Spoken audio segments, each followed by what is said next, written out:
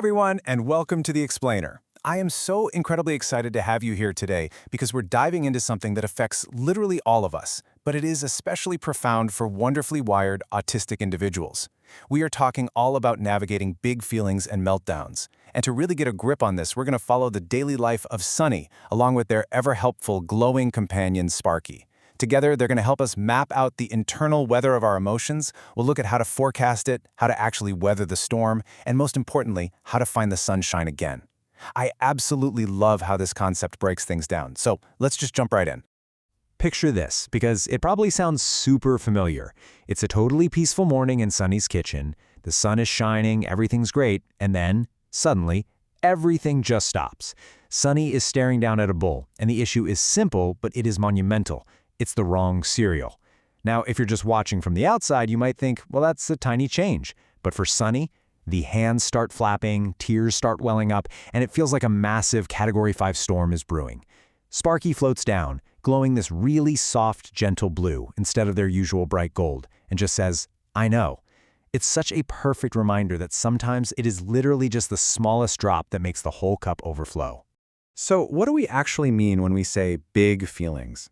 Well, for a lot of autistic people, these are emotions that just feel extra intense and really hard to manage. It is exactly like having the volume dial cranked all the way up to a 10 on every single sensation. Sadness might feel like a literal heavy rain cloud pressing down, and anxiety can feel like a loud buzzing bee right in your ear. But Sparky reminds us of a crucial, absolute game changer of a fact here.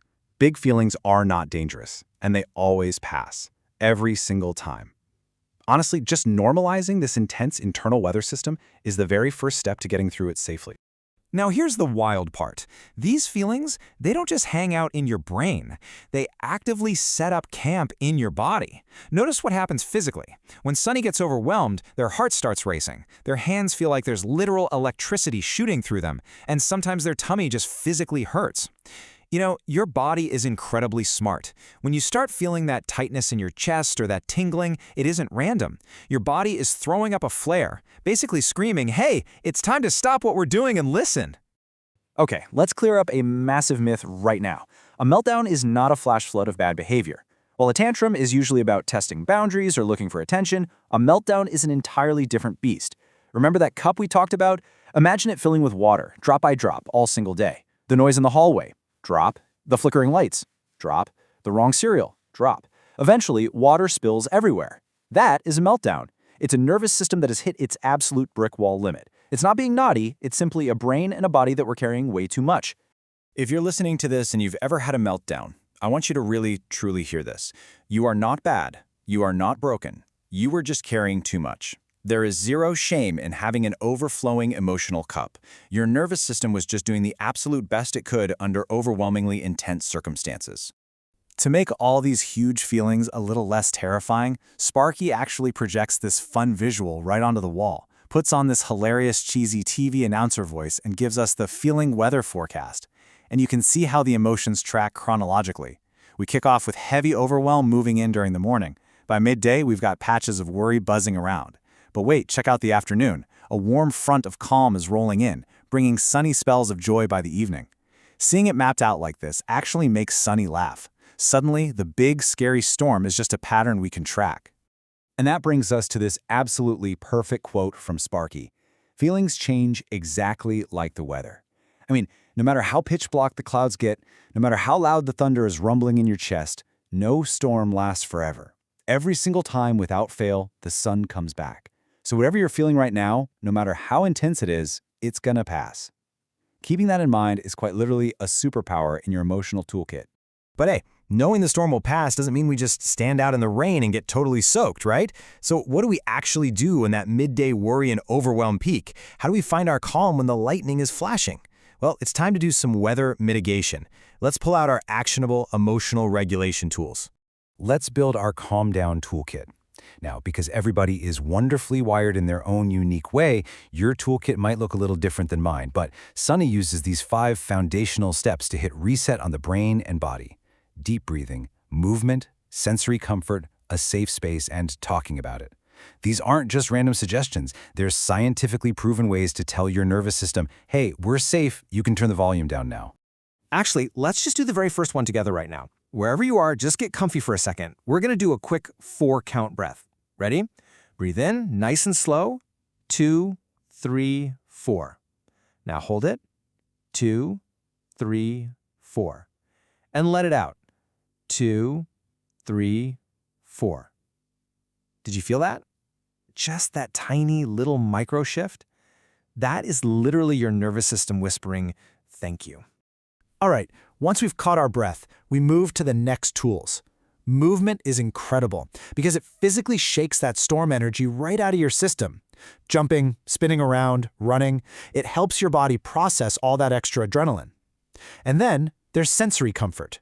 For so many autistic individuals, the right sensory input is instant relief. Maybe it's the heavy hug of a weighted blanket, blocking out the world with noise-canceling headphones, or, as Sparky shows us, an elite 10 out of 10 squishy beetle toy. Finding exactly what textures and pressures soothe your specific wiring is an absolute game changer. Tool number 4 is having a safe space. For Sunny, it's just a bedroom corner with a beanbag, headphones, and those trusty squishy beetles. As Sparky points out, it really doesn't have to be fancy or complicated. It just has to be a retreat, a place you can duck into when the world is too loud. And finally, tool number 5, talking. When the storm clears, talk to someone you trust, a parent, a friend, whoever. Because honestly, nobody should have to carry those big feelings all by themselves. All right, as our story settles into the evening, we hit the golden hour. This part is specifically for the parents, caregivers, and grown-ups guiding kids through the storm. And this right here, this is the absolute biggest empathy shift a grown-up can make. Seriously, listen to this. They are not giving you a hard time. They are having a hard time. Parenting through a meltdown is incredibly tough. And yeah, there will be days you feel lost. But in the middle of a storm, your child doesn't need a lecture. They don't need discipline. They just need you to be their anchor. They need safety.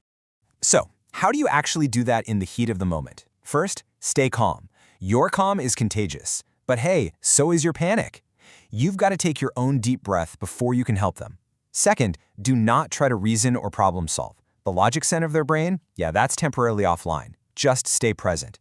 And third, wait for the storm to totally pass. Once the weather is clear, that's when you go in for the gentle hug and the quiet chat. Which brings us to the ultimate, most beautiful takeaway from Sunny and Sparky's whole day. After the storm clears and the toolkit is put away, this single most important thing a parent can do is remind their child, and honestly remind themselves, that this kid is loved completely, exactly as they are. This is the moment Sparky glows the warmest, brightest gold. Having big feelings doesn't change how wonderfully wired and deeply loved you are. So, I'll leave you with this. Take a quick second and check your own forecast. What does your internal weather look like right now? Are you dodging some morning overwhelm, or are you cruising into a calm afternoon? And when those clouds do inevitably roll in, what brings your sunshine back? In our next explainer, we are going to dive headfirst into the amazing world of special interests and uncover why the things you obsess over say something totally brilliant about your brain. Until then, remember that all storms pass, be kind to yourself, and keep exploring.